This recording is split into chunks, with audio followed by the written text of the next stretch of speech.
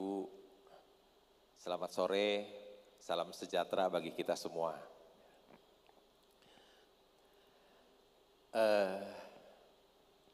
Saya dilahirkan di Jakarta, sampai sekarang masih tinggal di Jakarta, sudah 63 tahun di Jakarta. Macet ya di Jakarta, hardang, ya, loba rengit, ya dinikmati saja. Saya dulu dilahirkan dari orang yang tidak punya, ya.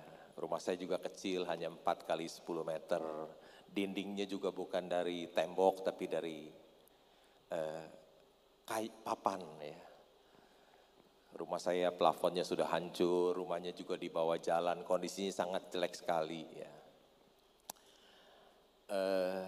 Ketika tamat SMA, saya tidak punya orang tua, saya tidak punya uang lagi untuk saya bisa melanjutkan kuliah.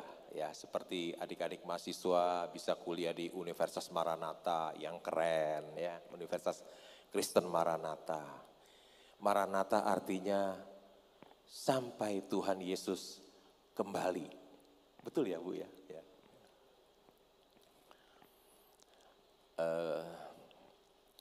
Akhirnya saya tamat SMA, saya harus bekerja, tidak bisa melanjutkan kuliah.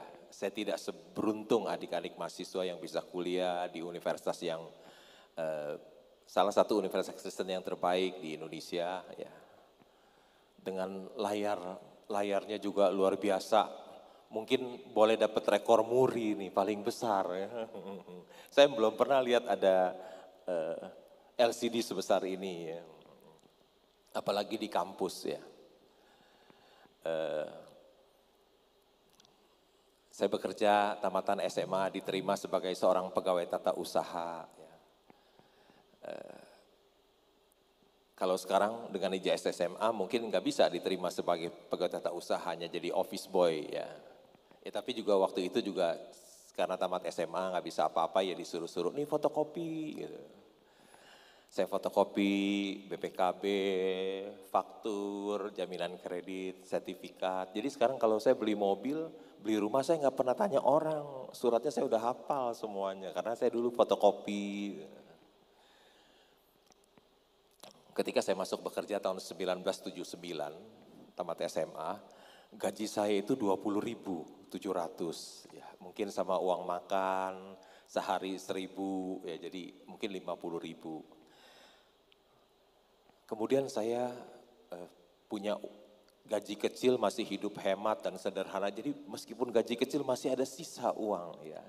Saya bisa melanjutkan kuliah lagi, tapi kuliah di universitas yang tidak punya kampus, ya. Universitas Maranatha punya kampus yang besar di Bandung. Saya kuliah dulu di universitas yang nggak punya kampus, ya. Jadi gedung SMA disewa, malam-malam saya kuliah di situ, ya. Di seberang RSCM, ya. Saya udah tamat kuliah, ya. Terus kerja 11 tahun, tetap jadi pegawai tata usaha, nggak naik-naik pangkat, kesian loh. Pak Jamiel udah direktur loh, saya terus pegawai tata usaha terus. Ya. Karena jadi pegawai tata usaha gajinya kecil terus, ya. Jadi dari 50.000 sejak kerja 11 tahun baru naik jadi 350.000 loh. Pegawai tata usaha nggak seperti Pak Jamiel jadi direktur, ya. Waduh, saya pegawai tata usaha. Kebetulan kepala bagian saya adalah temannya Pak Jamiel, ya. 11 tahun. Ada pakto, bank-bank baru boleh diizinkan buka. Saya, nasabah saya buka bank, saya diajak. Ya. Waktu itu gaji saya tahun 90, kerja 11 tahun baru 350.000. Saya diajak, saya dikasih gaji 1 juta, saya pindah. Ya. Ada uang kesehatan tiap bulan 50.000, jadi naik 200%. Wah, saya pindah dan kerja habis-habisan loh. Nasabah saya yang kaya-kaya semua saya teleponin. Kalau dulu bunga deposito kan tinggi, nggak seperti sekarang, rendah sekali. Misalnya dulu 10%, saya kasih 12%, dia pindah. Beda 2% banyak juga, ya, dia pindah. Kemudian 1 tahun kemudian saya naik jadi kepala cabang, padahal dulu 11 tahun jadi pegawai tata usaha. Kerja di situ 1 tahun karena itu bank melakukan ekspansi jadi kepala cabang. Karena jadi kepala cabang gajinya naik lagi, gajinya makin besar. Tapi pengeluarannya tetap kecil ya. Jadi yang sisa uangnya tambah banyak. Jadi gaji besar, pengeluaran saya nggak ikut besar. Gaji besar, pengeluaran saya tetap kecil. Jadi hidupnya sederhana, hemat dan sederhana. Jadi ada sisa uang, saya belikan saham terus. Ya, saya belikan saham. Saya kerja di bank tapi nggak taruh uang di bank. Ya, saya belikan saham terus. Setelah 33 tahun, uang itu jadi besar loh. Jadi besar 33 tahun. Ya.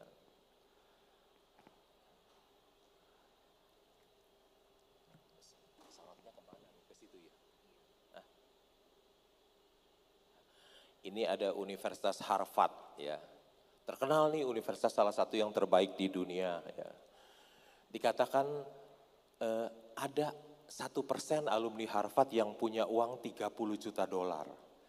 Kalau kali 15.000 itu 450 miliar. Ada 1%, jumlahnya kurang lebih 3.130 orang alumni Harvard yang punya uang di atas 30. Jadi yang 99% uangnya di bawah 30 juta. Hanya yang 1% aja yang jumlahnya 3.130 yang punya uang 30 juta ya, dolar. Saya kuliah, ini saya dan patung John Harvard. John Harvard itu pendiri Universitas Harvard, dia seorang pendeta. Ya, seorang pendeta. Saya kuliah di Universitas di Jakarta yang tidak punya kampus. Setiap malam saya kuliah di gedung SMA PSKD di seberang RSCM yang disewa oleh universitas. Tetapi sekarang saya lebih kaya dari 99% lulusan Universitas Harvard.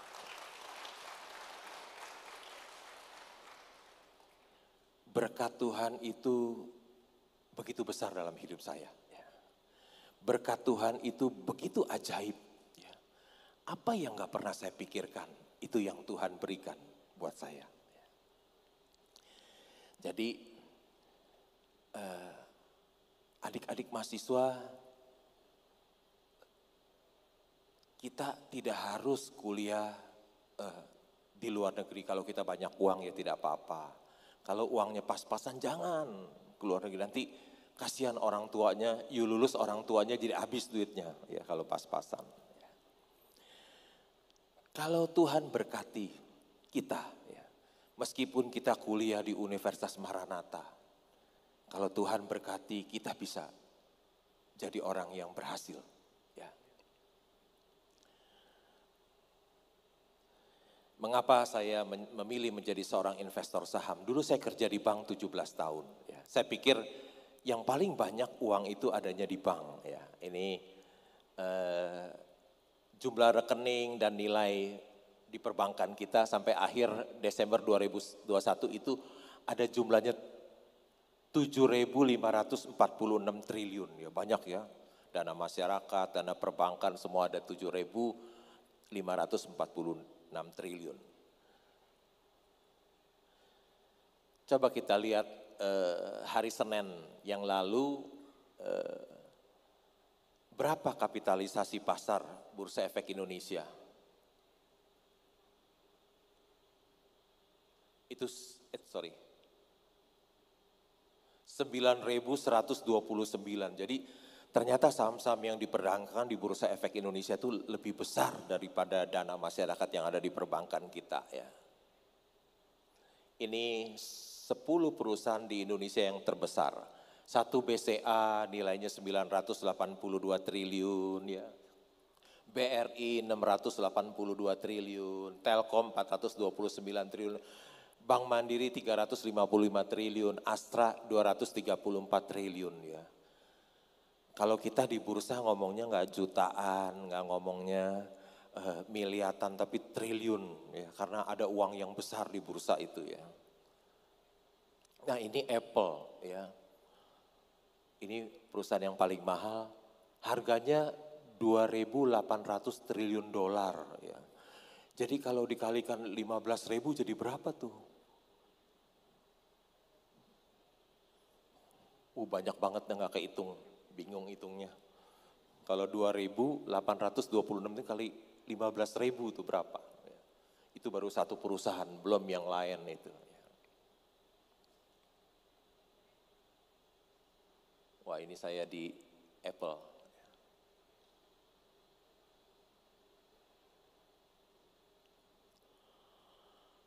Ini ada orang ya, dia punya saham 10%, Ronald Wayne. Ya. Kalau Apple tadi 2 miliar dolar, ya, dia punya 10%, duitnya itu sekarang kekayaannya ada 200 miliar dolar. Berarti dia orang paling kaya di dunia. Ya. Tapi sayang, kesalahannya hanya impatient, tidak sabar. Kesalahannya itu aja. Dia tidak sabar bahwa dia pegang saham Wonderful Company. Ya. Saham itu tahun 76 hanya dijual 800 dolar loh. Sekarang jadi 200 miliar dolar ya. Coba jualnya ke saya ya. 800 dolar. Kata orang Bandung bilang murah pisan 800 dolar. Sekarang di situ 900 miliar padahal 200 miliar ya. Harta karun kekayaan terbesar yang ada di dunia adanya di pasar modal, bukan di bawah laut. Nilainya nyata dan transparan. Sangat disayangkan bila ada orang yang tidak mengenal pasar modal. Ya. Kalau Bapak Ibu sekalian ingin menjadi orang yang kaya, pasar modal lah tempatnya. Ya. Sangat disayangkan loh kalau Bapak Ibu sekalian dalam hidup ini tidak kenal tentang pasar modal. Ya. Di situ ada uang yang sangat besar, ada uang yang sangat besar. Sangat disayangkan. Kalau Bapak Ibu sama sekali dalam hidup ini tidak kenal pasar modal. Ya. Justru kalau Bapak Ibu ingin jadi kaya, pasar modal lah tempatnya. Di situ ada uang yang sangat besar. Nggak mau kenal pasar modal? Sangat disayangkan. Nggak apa-apa sih, cuma sangat disayangkan aja. Wah, ini pembungkus Indomie ya. Saya ketika ada di Abu Dhabi, saya foto pembungkus Indominya ada huruf Arab. Ya.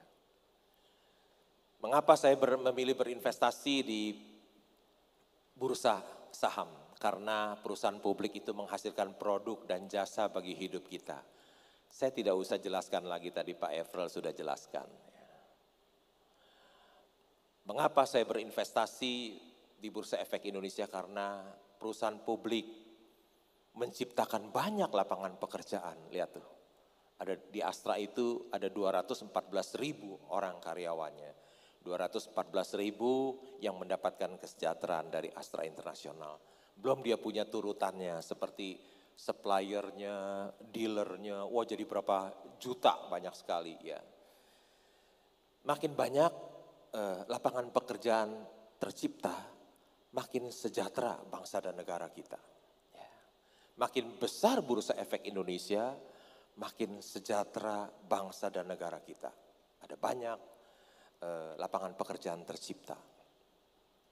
Kalau dulu yang namanya pahlawan itu adalah orang-orang yang berani melawan penjajah Belanda. Ya. Kalau sekarang siapa sih? Kita sudah merdeka, siapa yang boleh disebut sebagai pahlawan? Menurut saya adalah orang-orang yang bisa memberikan kesejahteraan kepada banyak orang. Itu adalah pahlawan. Ya. Perusahaan publik banyak memberikan kesejahteraan kepada masyarakat. Ya. Jadi para pemilik perusahaan publik, perusahaan, para eksekutif, dan para pemegang saham mereka adalah pahlawan-pahlawan pada masa sekarang. Ya. Lihat tuh, ada jutaan lapangan pekerjaan tercipta. Ya, ada jutaan lapangan pekerjaan tercipta. Lapangan pekerjaan tercipta, masyarakat kita jadi makmur, kita jadi tinggal di Indonesia jadi aman. Ya. Mengapa, yang keempat, mengapa saya memilih menjadi seorang investor saham? Karena perusahaan publik itu adalah pembayar pajak yang besar. Ya. Ini contoh Gudang Garam. Ya. Tahun 2021 dia bayar cukai 91 triliun. Tahun 2020 membayar cukai 78 triliun, belum pajak penghasilan badan. Ya. Jadi dalam 2 tahun ini Gudang Garam itu sudah membayar pajak Itu aja, dua itu aja sudah 170 triliun 2 tahun. Ya. Pajak dipakai untuk apa? Untuk pembangunan, untuk membantu rakyat miskin, dan lain-lain. Ya.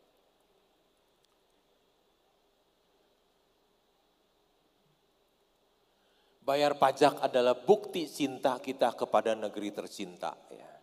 Kalau dulu kita ingin membuktikan cinta kita kepada negeri tercinta ini, kita harus sampai mengorbankan nyawa kita melawan penjajah Belanda. Sekarang nggak perlu korbankan nyawa. Ya. Bayar pajak yang benar, itu sudah membuktikan cinta kita kepada negeri tercinta. Ya. Jangan sampai kita sembunyikan penghasilan kita nggak bayar pajak, kita tungguin amnesti, pengampunan, baru ikut pengampunan. Jangan, ya. Bayar pajak yang benar itu bukti kita, cinta kita kepada negeri tercinta. Bangga bayar pajak. Ini Warren Buffett, investor saham, mendapat penghargaan dari Presiden Amerika. Mungkin di masyarakat kita banyak yang berpikir bahwa seorang investor saham itu seorang penjudi. Tapi mungkin kita tidak pernah berpikir bahwa seorang investor bisa juga jadi pahlawan. Ya. Bursa Efek Indonesia menawarkan imbal hasil tertinggi di antara bursa utama dunia bagi investor saham jangka panjang. Bursa Efek Indonesia memberikan imbal hasil tertinggi bagi investor jangka panjang. Bersyukur saya ada di dalamnya. Ya. Saya kerja di bank 17 tahun, tapi saya tidak taruh uang di bank. Karena apa? Karena bunganya kecil. Barang-barang naik ya. Bunga bank berapa sekarang? 3% kali ya? Saya nggak tahu karena saya nggak pernah deposito. Ya. Barang-barang naik, minyak goreng aja dari 14.000 udah 25.000. Ya. Kalau kita taruh uang di bank, uang kita tambah hari tambah kecil. Jadi kalau kita taruh uang kita di bank, kita sepertinya membuat diri kita miskin secara pelan-pelan, digerogoti oleh inflasi, makin kecil. Jadi uang kita itu harus kita investasikan. Ya. Saya juga tidak beli obligasi karena obligasi juga bunganya tidak besar. Saya juga tidak beli emas ya karena emas tidak produktif ya. Ini perkataan Warren Buffett, dia bilang, when we took over Berkshire, it was selling at 15 a share, and gold was selling at 20. Ya. Waktu dia beli saham Berkshire itu harganya lebih murah dari emas. Emas 20, harga saham Berkshire itu cuma 15 kata Warren Buffett. Tapi tahun 2019 emas 1.250, sekarang 1.800-an ya. Berkshire 300.000, jadi lebih menguntungkan pegang saham daripada pegang emas, kata Warren Buffett. Saya juga tidak pegang dolar, ya. Padahal rupiah terus melemah terhadap dolar, ya. Saya tidak pegang. Ya.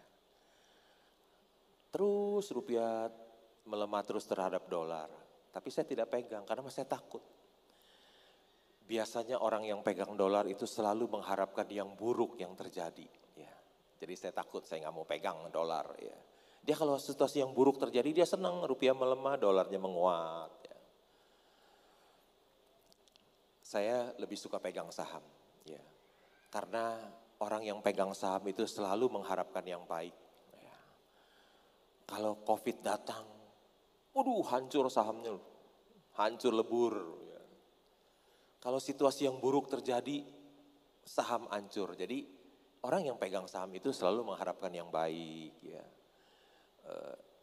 Indonesia negaranya aman, stabil, ya. Ekonominya menguat, daya beli meningkat supaya harga-harga saham juga bisa ikut naik. Ya. Kalau situasi buruk terjadi, ya hancur lah. Ya. Saham yang diperjualbelikan di bursa membuka kesempatan bagi para investor bermodal kecil untuk bisa memiliki perusahaan besar. Mengapa? Karena dengan memiliki saham berarti kita ikut memiliki perusahaan tersebut. Ya. Kalau kita mempunyai keuangan yang terbatas, uang yang terbatas, kemampuan yang terbatas untuk mendirikan perusahaan sebesar seperti Astra Internasional, seperti BCA hampir tidak mungkin, hampir tidak mungkin. Tapi dengan adanya Bursa Efek Indonesia memungkinkan kita yang uangnya terbatas, kemampuan kita terbatas bisa memiliki perusahaan yang hebat, ya, bisa memiliki perusahaan yang hebat. Kita bikin nggak bisa, tapi kita bisa memilikinya karena ada Bursa Efek Indonesia. Nah, sekarang kita sudah tahu rahasianya untuk memaksimalkan keuntungan investasi, saham is the best choice. Ya. Saham is the best choice. Ya. Tapi kata-kata saya ini hampir tidak dipercaya oleh 99 masyarakat kita. Ya. Masyarakat kita kalau punya uang, dia masih taruh uang di bank atau dia belikan properti. Ya. Jadi 99 masyarakat kita tidak percaya kata-kata ini, saham is the best choice. Ya. Tidak percaya. Ada fatwa dari MUI beli saham itu halal. Ya. Tapi katanya Bitcoin haram untuk investasi. Ada 2 orang kaya nih, ya. Dia tidak pakai jam tangan Rolex, ya. Dia tidak pakai berlian, karena the goal is to be rich, not to look rich. Ya. Dia tidak pakai jam tangan Rolex, ya. Kalau belum lama saya ikut pesta dari satu orang, ya makan, terus saya nggak tahu. Saya pakai jam tangan Seiko yang sudah saya pakai dari tahun 2005, 17 tahun. Masih saya pakai karena nggak rusak-rusak. Saya nggak tahu orang yang duduk di sebelah saya itu, teman saya baru kasih tahu, Pak, orang yang duduk di sebelah Bapak itu, dia pakai jam tangan 2 miliar loh. Tapi memang dia orang kaya sih. Ya. Crazy rich ya. Dia bilang, the goal is to be rich, not to look rich. Ya. Karena tujuannya adalah menjadi kaya, bukan kelihatan kaya. Ya. Menjadi kaya itu penting, kelihatan kaya tidak penting. Ya. Menjadi kaya itu penting, kelihatan kaya tidak penting. Tapi banyak sekali orang lebih suka kelihatan kaya daripada menjadi kaya. Ya. Masyarakat lebih suka kelihatan kaya daripada kaya beneran. Tapi karena ingin kelihatan kaya, menghabiskan uang banyak, sehingga nggak bisa kaya jadinya. Ya. Ini Mike Tyson. Ya. Dia dulu orang susah, karena jadi juara tinju dunia, dia jadi kaya. Ya. Dia dapat 400 juta dolar, kalau kita supaya cepat hitung kali aja 15.000, 6 triliun. Akhirnya habis lagi uang itu karena hidupnya konsumtif, foya-foya. Dia pikir dia udah kaya, nggak bisa miskin lagi nih. Ternyata punya uang 6 triliun juga habis, ya habis. Jadi hiduplah hemat dan sederhana. Ya. Kan ada pepatah mengatakan hemat pangkal kaya, ya. Boros pangkal miskin. Ya. Ingat tuh. Hemat pangkal kaya, boros pangkal miskin. Kalau nggak percaya, lakukan deh boros-borosan. Ini terinspirasi dari orang yang bisa menggandakan uang. Ya. Orang yang tidak dapat menggandakan uang mencari pengikut sebanyak-banyaknya untuk dimanfaatkan. Agar ia menjadi kaya, bukan pengikutnya yang kaya. Tapi orang yang dapat menggandakan uang, tidak mau pengikut seorang pun. Saya tidak mempunyai pengikut seorang pun. Ya. Ada orang yang bikin Instagram followernya berjuta-juta. Lo Keng Hong nggak mau bikin Instagram, nggak mau punya follower satu orang pun. Karena saya tidak mau memanfaatkan follower saya. Saya tidak mau memanfaatkan orang lain. Ya. Nggak mau follower satu orang pun. Nggak punya Instagram. Sekarang kenali apa yang akan dibeli dan beli apa yang kita kenali. Jadi kalau kita mau beli saham tentu kita harus tahu apa yang kita beli. Jangan beli kucing dalam karung. Ini di kafe saham di Bendungan Hilir. Kalau di Jakarta di Bendungan Hilir ada kafe saham, boleh ngopi-ngopi di sana. Di temboknya ada tulisan begini. Tuhan itu Maha Pengampun, tetapi bursa saham tidak kenal belas kasihan. Bursa tidak pernah memberi ampun kepada orang yang tidak tahu apa yang dia beli.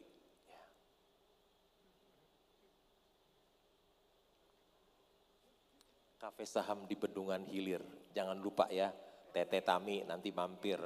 Tapi bukan saya punya loh, punya teman. Apa yang harus kita perhatikan kita membeli saham? Ya, jangan pernah membeli saham perusahaan yang dikelola orang yang tidak jujur dan tidak berintegritas.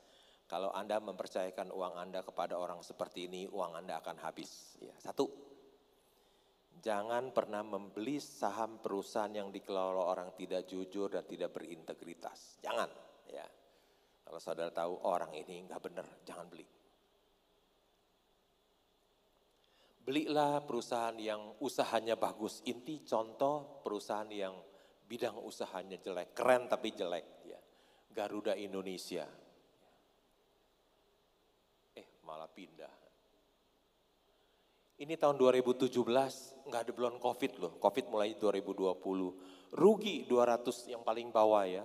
Rugi 213 juta dolar ya paling bawah 2017. Belum COVID udah rugi 213 juta dolar. Tahun 2018 juga belum COVID, rugi 175 juta dolar.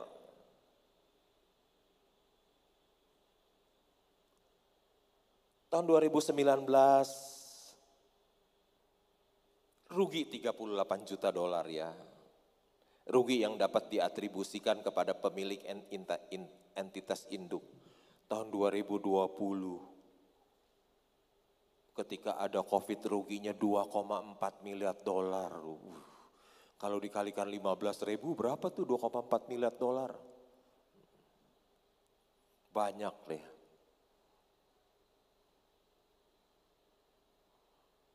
Kok maju sendiri?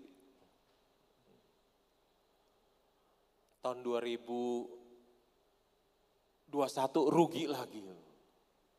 1,6 miliar dolar, jadi 2 tahun udah rugi 4 miliar dolar loh, kali 15.000 berapa. Padahal Garuda itu penumpangnya banyak, tarif tiketnya mahal, tetap rugi. Karena rugi jangan beli, jangan pernah beli. Belilah usaha yang untungnya besar, jangan beli untung yang kecil ya. Ini Pak Peter Gonta yang ngomong, jadi bukan saya ya yang ngomong, Pak Peter Gonta dia bilang. Komisaris Garuda Peter Gonta sebut Khairul Tanjung rugi 11 triliun. Waduh, kasihan banget rugi 11 triliun ya. Coba sebelum beli ngomong sama saya, pasti nggak bakalan beli.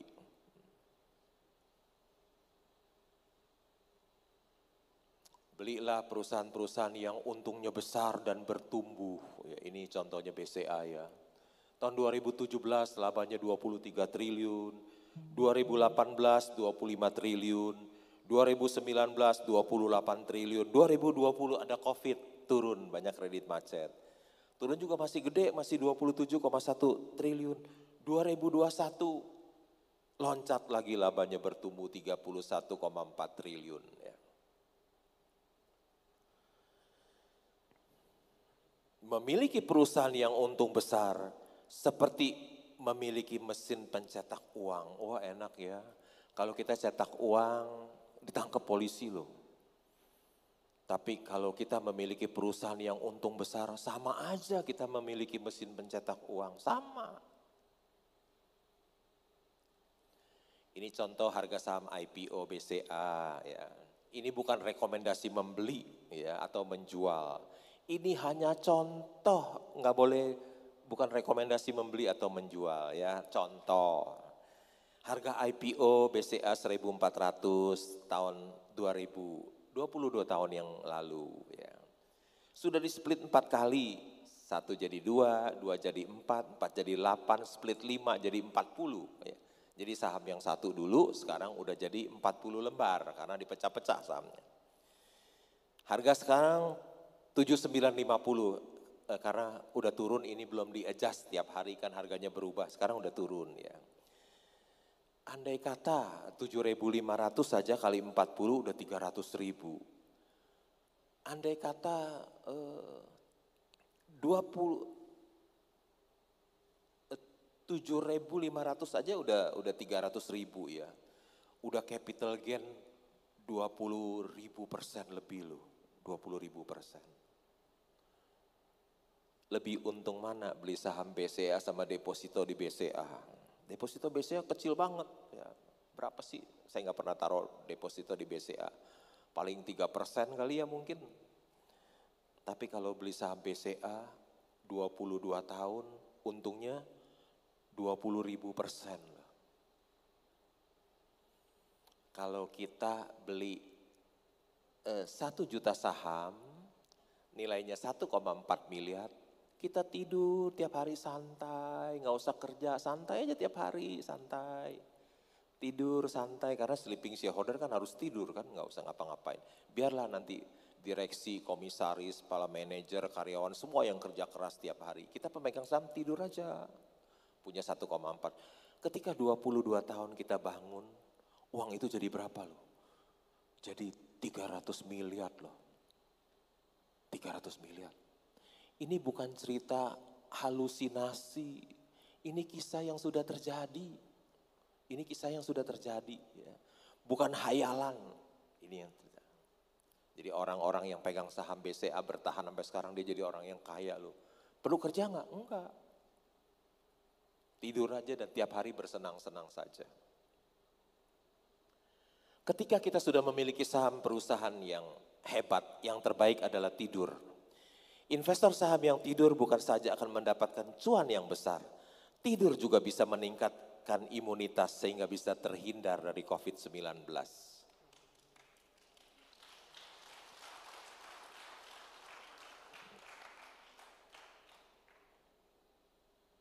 Belilah perusahaan yang valuasimu murah. Ini juga bukan rekomendasi membeli atau menjual, ini hanya contoh kasus saja ya. Ini ada Bank CIMB, harga sahamnya 1040 ya. Terus labanya 3 bulan 1,1 triliun, ya, 1,1 triliun labanya. Harga pasarnya cuma 26 triliun ya. Perusahaannya market cap-nya itu di bursa sekarang dihargai 26 triliun. Tapi 3 bulan labanya 1,1 triliun. Kalau kita kaliin 4 aja, udah 4,8 triliun. Labanya 4,8 triliun, harga market cap-nya 26 triliun. Ya. Sedangkan kalau kita lihat yang satu lagi, Bank Jago. Ya. Harga sahamnya 9.000, market cap-nya 124 triliun. Labanya cuma 18 miliar. Tadi Bank CIMB labanya 1,1 triliun, ini cuma 18 miliar. Kalau kali 4 juga paling 80 miliar, tapi kapitalisasi pasarnya 124 triliun. Ya. Ini contoh valuasi yang murah dan mahal. Ya. Tapi ini bukan rekomendasi membeli dan menjual, ini contoh kasus saja untuk pembelajaran.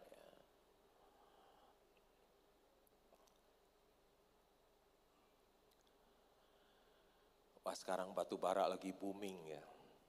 Dari $50 mungkin sekarang $390 per ton ya. Saya pernah mengunjungi Kideko Jaya Agung ya. Punya tambang batu bara terbesar nomor 3 di Indonesia. Kebetulan kontraktornya adalah Petrosi. Saya punya 15% saham di Petrosi ya. Jadi saya bisa melihat Kideko Jaya Agung ini anak perusahaannya Indika Energy. Petrosi juga anak perusahaannya Indika Energy. Ini laporan keuangannya. Tahun 2016 16 saya pernah saham ini turun ke 110, ya 110. Jumlah sahamnya ada 5,2 miliar, 5 miliar 210 juta saham. Jadi kalau kali seratusan kurang 110 kurang lebih 550 miliar. Ya. Market cap-nya hanya 550 miliar. Tapi kalau kita lihat ekuitasnya, modalnya masih ada 667 triliun. Ya. Kalau kita kalikan 15.000 ada 9T loh. Market harga pasarnya hanya 550 miliar, tapi perusahaan itu masih ada modal 9 triliun lebih. Wah ini salah harga. Ya. Ini artinya Mercy yang dijual harga bajai. Lo Keng Hong, apa yang dilakukan Lo Keng Hong? Dia membeli. Saya order saham saya ke pialang saya, tapi bukan di Sinarmas, pialang yang lain. Yang angkat itu direkturnya loh. Direkturnya MBA lulusan Amerika. Dia memberi nasihat kepada saya, Pak, jangan beli Pak tambang batu bara, masa depan suram. Dia tulus nasihatin saya loh, bukan mau jeblosin saya. Dia tulus. Dia benar-benar tulus menasihati saya, jangan beli Pak. Tambang batu bara masa depan suram. Saya bilang gak apa-apa, beli aja, beli. Saya kumpulin beli, akhirnya jadi pemegang saham terbesar nomor 4 di Indika Energy. Ya. Tambang batu bara terbesar nomor 3 di Indonesia. Waktu saya beli harga batu bara hanya $50, naik ke $100. Apa yang terjadi dengan harga saham Indika?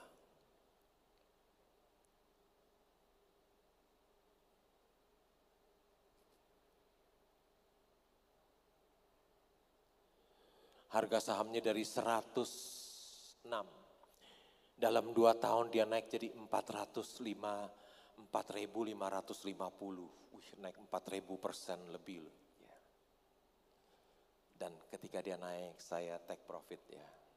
Saya jual kepemilikan saya. Wah saya memperoleh keuntungan yang besar karena saya pemegang saham nomor 4 waktu itu dan harga sahamnya 2 tahun naik 4.000%.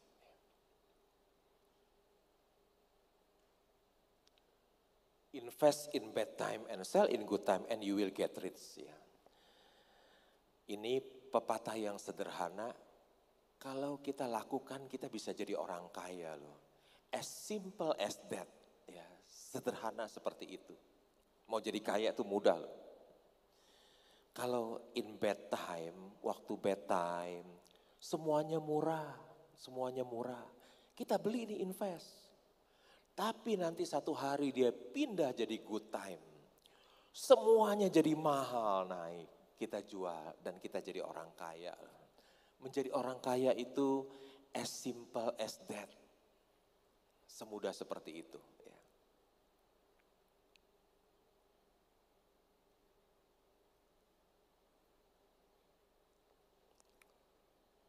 Ini perusahaan Indah Kiat milik Sinarmas nih. Ya. Sinarmas bukan hanya perusahaan pulp and paper terbesar di Indonesia, tapi terbesar di dunia. Kok jadi hilang? Next. Kok hilang lagi ya? Coba dong bantu. Panitia boleh ya. Iya. Next. Nah, awal 2017 saya membeli saham Indah Kiat di harga 1.000. Sekarang naik ke 20.000. Saham Indah Kiat telah memperkaya saya, teman-teman saya yang mengikuti saya, dan investor-investor saham yang memilikinya.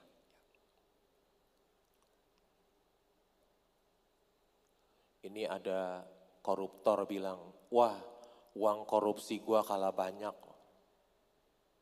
Uang korupsi gua kalah banyak, pastilah ya. Sekarang koruptor sekarang yang tertangkap kalau kita baca di koran dapat uangnya cuma sedikit. Oh pasti kalah dengan seorang investor saham ya. Jadi kalau Bapak Ibu sekalian masih kerjaannya korupsi mendingan berhenti loh. Daripada ketangkep nanti malu ya. Udah berhenti jadi koruptor, jadi investor saham aja. Dapat duitnya bisa lebih jauh lebih banyak. Betapa mudahnya mendapatkan uang di sini. Wih, mudah.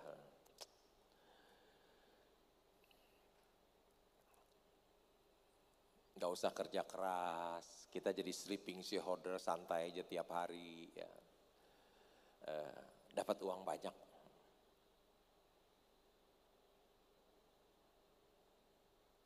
Lihat tuh, gokil kata wartawan CNBC, gokil. Warren Buffett cuan gede 1.720 triliun dari Apple. Waduh. Orang umur 92 tahun masih bisa cuan 1.720 triliun gara-gara beli satu saham Apple.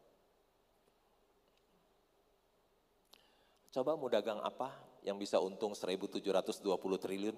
Coba, bisa ada nggak ketemu? Mau jual apa? Ayo.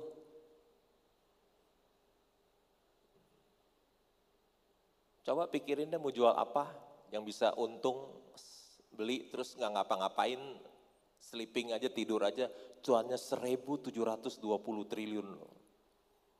Yuk kerja keras, buka usaha, belum tentu bisa untung. Tiap hari sibuk pikirin usaha dari pagi sampai malam, belum tentu bisa untung. Jangan-jangan rugi loh, bisa.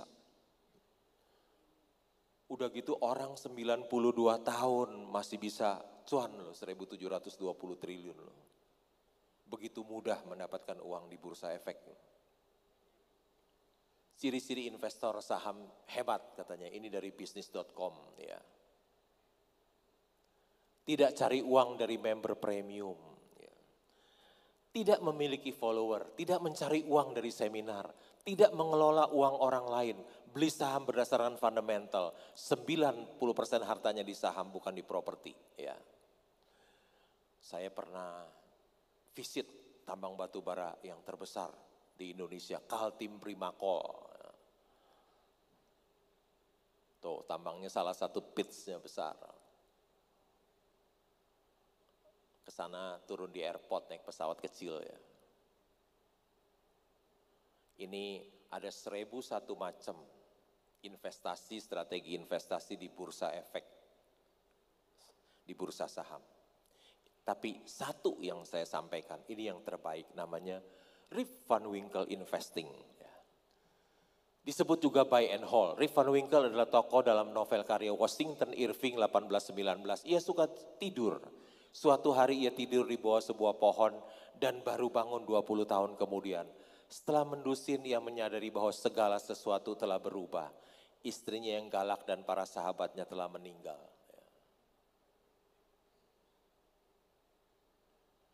Ini mungkin ajaran baru ya. Kalau kita dengar dari orang tua, kita selalu mengajarkan kita kerja keras, kerja keras, kerja keras. Ya. Kerja. Ini ajaran baru. Ada saatnya ketika tidak mengerjakan apapun, merupakan suatu bentuk kecerdasan investasi. Ya. Investor yang bijak dapat menghasilkan uang ketika dia tidur. Tidur adalah jalan untuk meraih kekayaan. Tidak bertindak adalah suatu tindakan yang bagus jika kita sudah memiliki saham perusahaan hebat. Ya, ajaran baru nih. The Tao of Warren Buffett. Ya. Buku itu sudah saya baca 6 kali, mungkin akan baca sampai 10 kali. Makin baca, makin dapat, ajarannya makin meresap. Strategi Warren Buffett ke-44 ya. Do nothing investing. Ya. Warren Buffett dan partnernya Charlie Munger mempraktekkan do nothing investing. Ya. Wah, dia jadi salah satu orang terkaya di dunia dengan uang 100 miliar dolar hanya melakukan do nothing investing. Investasi yang tidak melakukan apa-apa. Hanya santai aja. Ya. Strategi Warren Buffett ke-7. Tidur itu kaya. Ya. Our portfolio show little change. We continue to make more money when snoring than when active. Ya. Warren Buffett bilang gitu loh. Portofolio dia itu berubahnya sedikit. Ya. Dia mendapatkan lebih banyak uang ketika dia ngorok daripada dia aktif. Ya. Enak ya.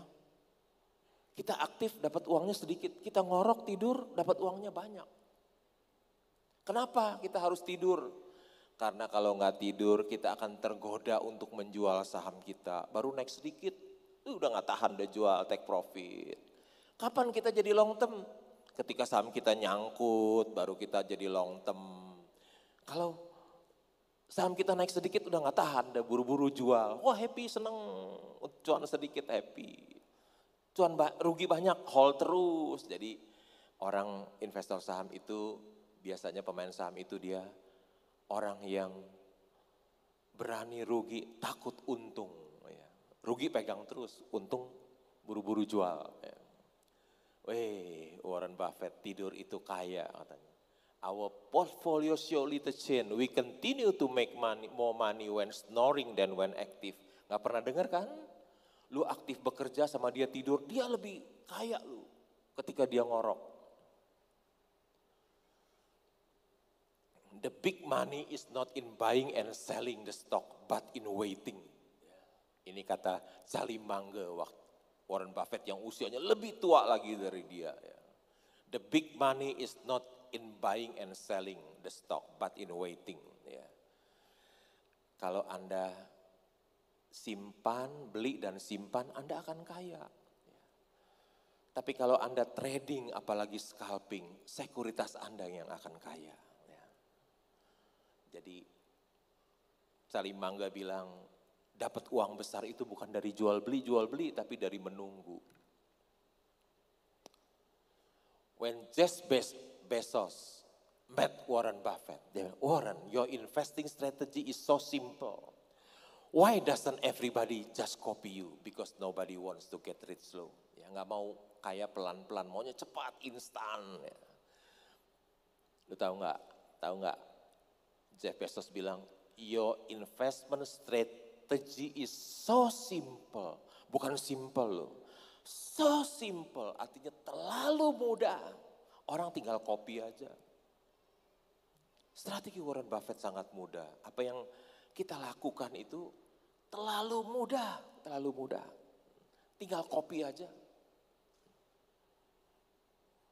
Nggak usah pakai teori EV/EBITDA, nggak usah pakai teori discounted cash flow, nggak usah. Sederhana aja, cuman price earning ratio rendah, price to book ratio rendah, pakai dividen, pendekatan dividen yield, makin sederhana, makin akurat. Makin sulit, makin tidak akurat. Ya. Supaya dia dibayar mahal, jadi bikin yang sulit-sulit. Padahal nggak akurat. Kenapa dia bikin yang sulit-sulit, yang akurat? Karena supaya dibayar mahal. Ya. Padahal yang sederhana itu, yang simple, justru itu yang lebih akurat, lebih sempurna. Saya tidak punya hutang, mengapa saya tidak mau berhutang? Karena orang yang berhutang ketika krisis datang, seperti pandemi COVID-19 akan mengalami kesulitan dan kebangkrutan.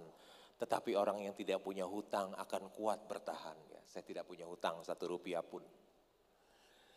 Dalam dunia saham ada 2 pendekatan, satu fundamental, satu technical. Analisis fundamental memperhatikan kondisi kandang dan kesehatan sapinya. Sapi adalah analogi untuk perusahaan dan kondisi kandang adalah kondisi pasar modal. Analisis teknikal hanya memperhatikan pergerakan ekor sapi. Ekor adalah analogi untuk harga saham. Baginya kondisi kandang dan sapinya tidak penting, bahkan mungkin ia tidak peduli. Sapinya sakit atau lagi bete, yang penting ekornya masih bergerak naik turun. Ini ada buku Intelligent Investor karangan Benjamin Graham. Benjamin Graham itu adalah gurunya Warren Buffett di Columbia University di New York. Warren Buffett ketika usia dia 19 tahun 1949, dia sudah baca buku ini. Dia lihat orang ini hebat sekali ya, saya mau berguru sama dia. Ternyata dia adalah dosen di Columbia University. Dia langsung berangkat ke sana, kuliah di sana. Di buku ini, di pengantar buku ini ada dikatakan mengenai pendekatan teknikal. Ya. Dia bilang, Warren Buffett bilang gini, Benjamin Graham bilang begini, we do not hesitate to declare that this approach is as fallacious as it is popular. Kami tidak ragu-ragu untuk menyatakan.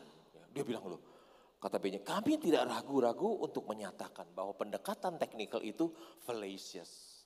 Karena saya nggak pernah kuliah di luar negeri, jadi saya buka kamus Hasan Sadli, bahasa Inggris Indonesia. Ternyata Hasan Sadli menerjemahkan kata fallacious ini adalah tidak benar, keliru dan menyesatkan. Ya, pendekatan teknikal itu tidak benar, keliru dan menyesatkan. Itu kata Benjamin Graham, gurunya Warren Buffett.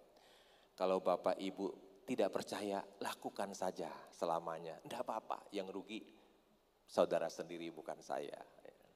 Saya sudah kasih tahu apa yang Benjamin Graham katakan. Ini buku yang terbaik ya.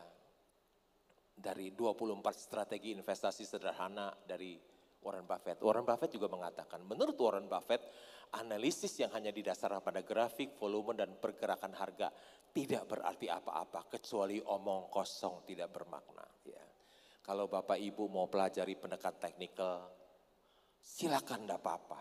Tapi ingat peringatan dari Warren Buffett mengatakan, itu pendekatan yang omong kosong dan tidak bermakna. Ingatlah. Mau dipelajarin seumur hidup juga nggak apa-apa.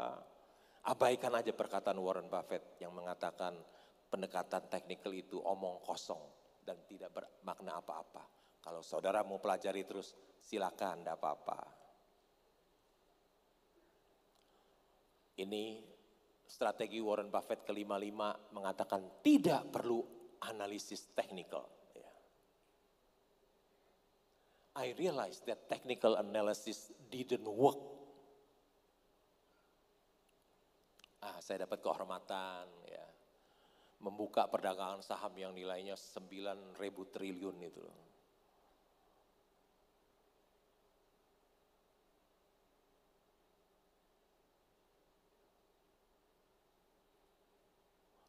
Juga pernah investor saham dapat penghargaan ya. Itu di sebelah saya Menteri Kesehatan, di sebelah saya yang rambutnya panjang itu Wakil Presiden Direktur Indofood, mantunya Lim Sulyong, ya, Franciscus Werirang. Setelah sukses berinvestasi saham, Lo Keng Hong menikmati hidupnya. Setiap hari ia duduk di taman rumahnya dari pagi hingga malam. Melakukan 3 hal, read, think, and invest. Ia membaca 4 koran, laporan keuangan perusahaan, dan data statistik pasar modal. Ya. Karena penulis bukunya, yang gambar kartunisnya nggak pernah datang ke rumah saya, jadi gambarnya jadi salah. Ya. Harusnya rumah saya seperti ini. Nah, tuh rumah saya. Umur berapa tuh Pak? Hah? Umur berapa? Tiap hari sukanya baca koran ya. Pagi-pagi. Oh milenial sih udah pasti nggak mau baca koran, apalagi bayar koran masih mahal sekarang, masih 650.000 saya langganan tiap bulan, nggak apa-apa deh. Ada berita yang bisa kasih saya cuan banyak kan nggak apa-apa, 650.000 jadi kecil.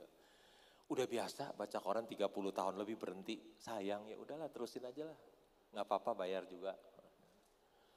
Baca laporan keuangan, ya baca buku saham. Sebuah patung inspiratif dari Jepang menunjukkan bahwa bobotmu tidak ditentukan oleh ukuran tubuh, tapi dari berapa banyak buku yang kamu baca. Ya. Anak kecil baca buku 4 lebih berat daripada orang gendut yang baca bukunya 1. Orang yang banyak membaca, dia jadi banyak tahu. Orang yang banyak tahu, dia dekat dengan kepintaran.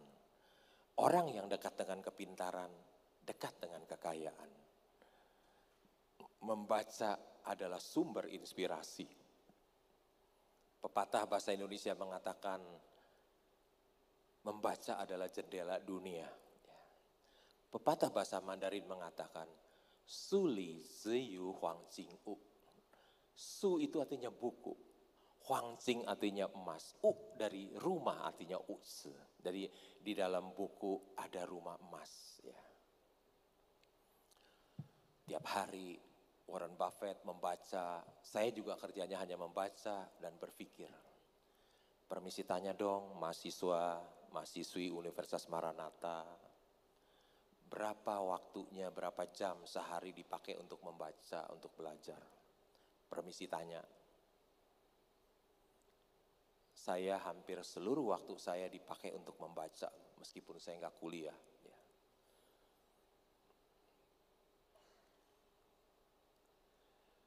You have to read a zillion corporate annual report and their financial statement. Ini Warren Buffett loh. Baca annual report. Zillion itu saya nggak tahu bahasa Indonesianya apa. Udah saya tafsir sendiri aja. Artinya banyak sekali. Artinya banyak sekali. Kalau orang Bandung bilang loba pisan, ya betul, loba pisan. Zillion. Ya. Warren Buffett tiap hari bacanya laporan keuangan. Ya. Saya kasih tahu rahasia. Ya. Kalau ingin jadi seorang investor saham yang berhasil, bacalah laporan keuangan. Ya. Anda tidak akan bisa menjadi seorang investor saham kalau Anda tidak baca laporan keuangan. Ya. Saudara nggak mungkin bisa jadi seorang investor saham. Apalagi pakai yang lain-lain. Ya. Itu ajaran sesat semuanya. Yang benar adalah bacalah laporan keuangan. Ya. Ikut Warren Buffett. Kalau mau kaya, ikut Warren Buffett yang sudah terbukti kaya. Yang lain omong doang. Ya. Minta seminar mahal-mahal, padahal yang diajarkan ajaran sesat. Ya. Itu pinter-pinter ngomong orangnya. Itu hanya tong kosong nyaring bunyinya. Ya. Mau jadi investor saham, syaratnya hanya satu, baca laporan keuangan. Jadi kita tahu apa yang kita beli. Udah dikasih tahu nih rahasia sukses. Berusia 100 tahun tapi masih dibutuhkan. Mau kerja sampai 100 tahun? Gak pensiun, kerja terus. Tadi udah dikasih tahu sama Sekar ya kalau gak salah ini ya. Tuh, if you don't find a way to make money while you sleep, you will work until you die. Kalau Anda tidak bisa menghasilkan uang ketika tidur, Anda harus kerja loh sampai mati, kerja terus. Gak boleh berhenti, begitu Anda berhenti langsung miskin. Dikatakan ada 5 hal yang saya tidak punya. Apa sih yang kebanyakan orang punya yang saya tidak punya? 1, saya tidak punya kantor loh. Ya, ini teman-teman kita dari Sinarmas semuanya tiap hari ngantor di Sinarmas. Saya nggak punya kantor. Tiap hari di rumah. Oh ternyata saya pemerintah suruh WFH. Saya udah duluan WFH loh. Saya sudah WFH 26 tahun, orang-orang baru 22 tahun aja udah, waduh rasanya udah gak kerasan ya. Lo Keng Hong sudah WFH 26 tahun gak punya kantor. 2, saya gak punya pelanggan satupun, gak ada produk yang saya jual, saya gak punya produk. Gak ada kantor, gak ada karyawan satupun, gak punya pelanggan satupun, gak punya karyawan satupun. Sekretaris nggak punya, staf keuangan nggak punya. Ya. Kalau orang sudah bilang, Pak email, mohon maaf ya gaptek, nggak bisa email. Jawab gitu aja. Ke bank transfer pakai online, tapi online itu kan ada limitnya. Transfer saya besar-besar, jadi nggak cukup limitnya, jadi mesti datang juga ke bank. Nggak punya staf keuangan, datang sendiri. Jadi kenal tuh sama orang bank semuanya. Nggak punya apa lagi ya? Saya nggak punya bos 1 orang pun loh. Saya nggak punya partner 1 orang pun, sendirian. Yang kelima, saya nggak punya utang 1 rupiah pun. Ya, ada 5 hal yang saya nggak punya, yang kebanyakan orang punya. Nggak punya kantor, tiap hari di rumah. Kesian istrinya juga, tiap hari suaminya di rumah, suami orang lain pergi pagi pulang malam dia bebas. Kalau saya di rumah terus, nggak punya kantor, nggak punya pelanggan satupun, nggak punya karyawan satupun, nggak punya bos satupun, nggak punya utang 1 rupiah pun. Ya. Oh berkat Tuhan itu begitu besar dalam hidup saya, begitu ajaib ya. Ada orang miskin, yang nggak punya kantor, nggak punya pelanggan, nggak punya bos, nggak punya hutang, bisa jadi seorang triliuner loh, seorang miskin yang menjadi triliuner. Berkat Tuhan itu begitu besar, berkat Tuhan itu begitu ajaib dalam hidup saya. Apa yang gak pernah saya pikirkan, itu yang Tuhan berikan buat saya. Harta melimpah ada satu hal yang tidak bisa dibeli oleh miliar. Warren Buffett bilang, uangnya ada 100 miliar dolar. Ada satu lu yang dia gak bisa beli, apa? Waktu katanya. Waktu yang dia gak bisa beli. Di dunia ini ada 4 macam orang. Orang yang pertama, orang yang banyak waktu tapi tidak punya uang. Siapa dia? Pengangguran. Ya. Hidupnya jadi penalu buat orang lain. Orang yang kedua, orang yang banyak uang tapi tidak punya waktu. Siapa dia? Dia adalah pengusaha, para profesional. Yang ketiga adalah orang yang tidak punya waktu dan tidak punya uang. Siapa dia? Dia adalah yang gajinya kecil, UMR, habis bulan duitnya juga habis. Ya. Dan orang yang ketiga ini yang tidak punya waktu, tidak punya uang, jumlahnya paling banyak, signifikan paling banyak. Yang keempat adalah orang yang bukan hanya punya uang banyak tapi juga punya waktu banyak. Dia siapa? Dia adalah sleeping investor, investor yang tidur. Dia punya waktu banyak, gak kerjain apa-apa soalnya hanya disuruh tidur saja.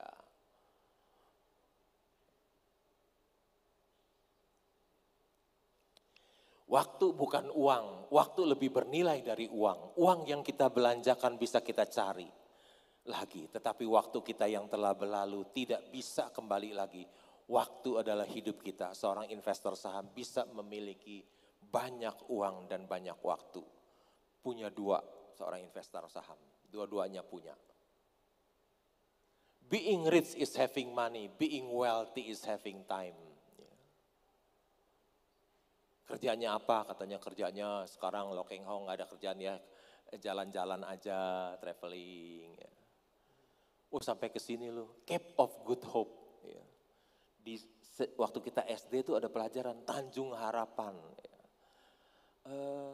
Letaknya jauh di benua Afrika paling ujung. Ya. Ada Tanjung Harapan, sampai ke Tanjung Harapan. Ya. Jauh lu ke sini, udah sampai nggak ada apa-apa ya. Itu nggak ada apa-apa. Bagusan ke Ancol, deket lagi banyak macam-macam ya. Kenapa ya namanya terkenal ya Tanjung Harapan sampai ke buku di SD kita baca. Pernah ikut shareholder meeting di Berkshire Hathaway di Omaha bersama dengan Warren Buffett. Ya. Ini rumahnya Warren Buffett ya, di Omaha. Orangnya sederhana. Pas waktu saya datang, di seberangnya, percis seberangnya loh, hadap-hadapan begini loh percis. Ada pelang dijual. Oh, saya bilang, apa ini rumah ini untuk saya ya? Kemudian saya berpikir, bulan Maret 2020 saya mau terbang ke situ saya bayar. Kan kalau beli dolar kan maksimum 25.000. Saya minta Pak Jamil, Pak, Bapak bantuin saya ya. Pakai dari grup Indakiat lah yang jual ke saya atau siapa. Saya perlu uang dolar besar ya buat beli rumah di situ. Ya, udah siapin uang. Pak Jamil bilang, iya siap saya bantu. Ya, sahabat saya soalnya. Siap saya bantu. Covid datang Maret 2020, jadi saya tunda keberangkatan. Saya nggak jadi deh, kalau enggak saya hampir jadi Warren Buffett neighbor, tetangga orang hadap-hadapan tiap hari ketemu. Tapi sekarang udah tertunda 2 tahun. Ya. Udah tertunda 2 tahun, terus katanya di Amerika banyak orang benci orang Asia, jadi takut ke Amerika. Ya, jadi keinginan itu mulai berkurang.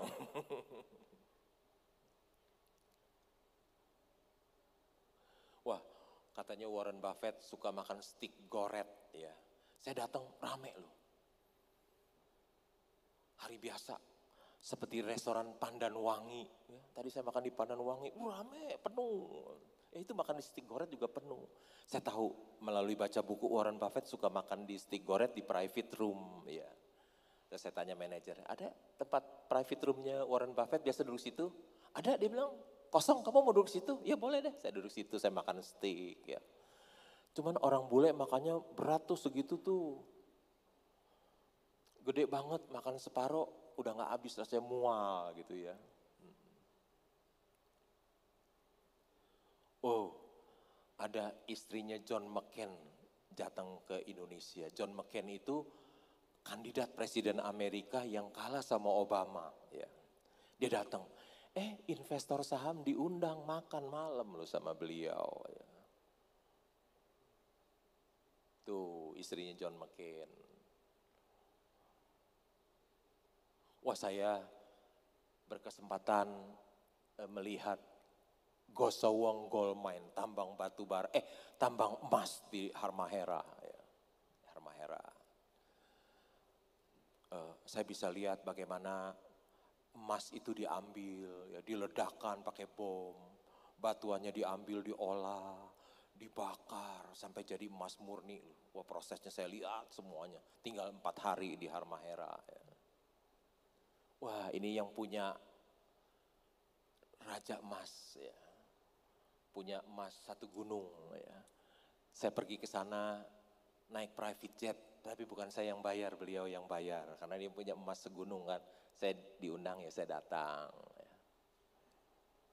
You will never change your life until you change something you do daily. The secret of your success is found in your daily routine. Jadi rahasia suksesmu itu tergantung dari apa yang kau kerjakan setiap hari. Jadilah pelaku pasar modal yang berintegritas dan beretika, maka Anda akan dihormati masyarakat. Ini dia idola saya, investor saham sukses yang terhormat, tidak tipu sana sini. Karena adanya corona, pemerintah menganjurkan agar melakukan studi dan work from home. Ternyata ini sudah saya lakukan selama 26 tahun. Karena udah dulu pertama-tama COVID tahun 2020 kan sekarang udah 2 tahun. Jadi itu belum dirubah, masih 24, sebetulnya sudah 26 tahun. Ya. Kekayaan Warren Buffett tembus 100 miliar dolar.